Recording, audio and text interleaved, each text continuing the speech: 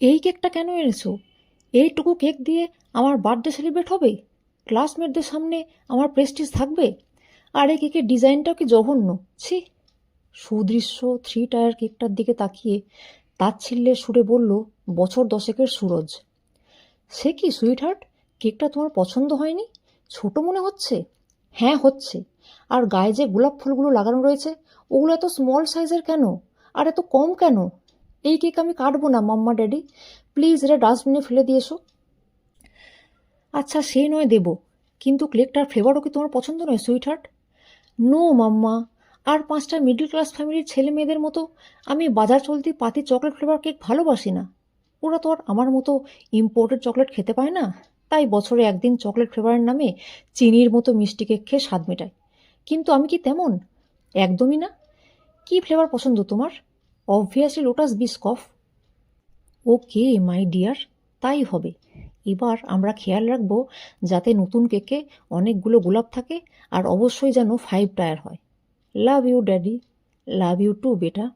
শহরের একটি নামী ব্যবসায়ী পরিবারের ড্রয়িং রুমের টুকরো ছবি এটা। আজ যে শুধু এই পরিবারের একমাত্র আদরের ছেলে সুরজের জন্মদিন তাই নয়, এই বাড়ির এক পরিচারিকা মালতীর ছেলে বসন্তেরও জন্মদিন। দুজনের বয়সও এক। বসন্ত এবার 10-এ পা দেবে। বিধবা মালতী সবেধন নীলমণি বসন্তকে নিয়ে বস্তির একটা ছোট্ট ঘরে কোনো রকমে মাথা গুঁজে থাকে। এই বাড়িতে পরিচারিকার কাজ করে দিন গুজরান হয় ওর। এই মাইনেতেই সংসার খরচ, ছেলের স্কুলের মাস মাইনে, বই খাতা কেনার খরচ, সবটা কোনো মতে চলে যায়। ছেলের জন্মদিনে নিজের হাতে এক বাটি পায়েস বানিয়ে ওকে খাইয়ে দেয় মালতী। এছাড়া আর কিছু করার সামর্থ্য ওর নেই। বসন্ত ওর বয়সী আর 5টা ছেলের তুলনায় খুব বোঝদার। মায়ের অবস্থাটা ও বোঝে, তাই কখনো কিছু নিয়ে বায়না করে না।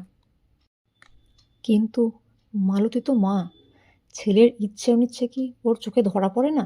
মালতী কি খেয়াল করে না ঝাঁ চকচকে কেকের দোকানের পাশ দিয়ে হেঁটে যাওয়ার সময় সুদৃশ্য রং বেরঙের কেকগুলো মুগ্ধ চোখে দেখে বসন্ত? মায়ের মন সবটাই বোঝে।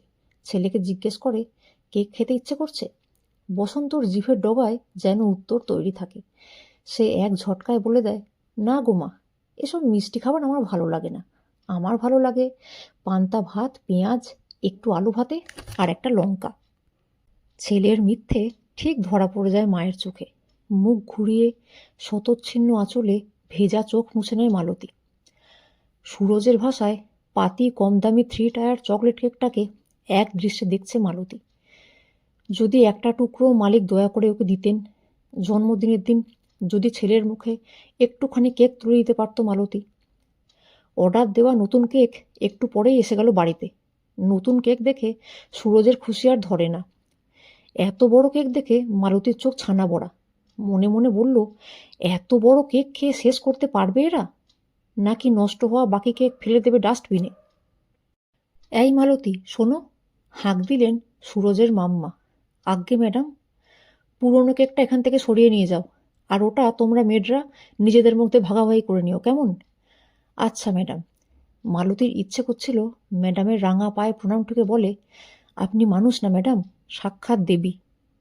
দাঁতে দাঁত চেপে আনন্দাশ্রু নিবারণ করল মালতী। কেকটা নিয়ে রান্নাঘরে গেল। এই বাড়িতে যে কত শত মেড, সবার ভাগে পড়ল এক টুকরো চতুর্ভুজ আকারের কেক। কিন্তু নিজের জন্য সবচেয়ে বড় সাইজটা নিল মালতী। শুধু সাইজ বড় বলেই নয়, ওই টুকরোটায় 2টো গোলাপও ছিল যে। কেকের টুকরোটা কাগজের ঠোঙায় মুড়ে বস্তির দিকে রওনা দিল মালতী। বসন্ত জানে না আজ মা তার জন্য কি চমক আনছে। ভেবেই মনটা প্রফুল্ল হয়ে উঠল ওর। কি যেন বলে স্যার আর ম্যাডাম ইংরেজিতে, কি যেন স্যার। সমাপ্ত। কাহিনীর নাম কেক। লেখনীতে এবং কণ্ঠে সুচন্দ্রা চক্রবর্তী। দর্শক বন্ধু, আপনাদের কাছে একটি ছোট্ট অনুরোধ।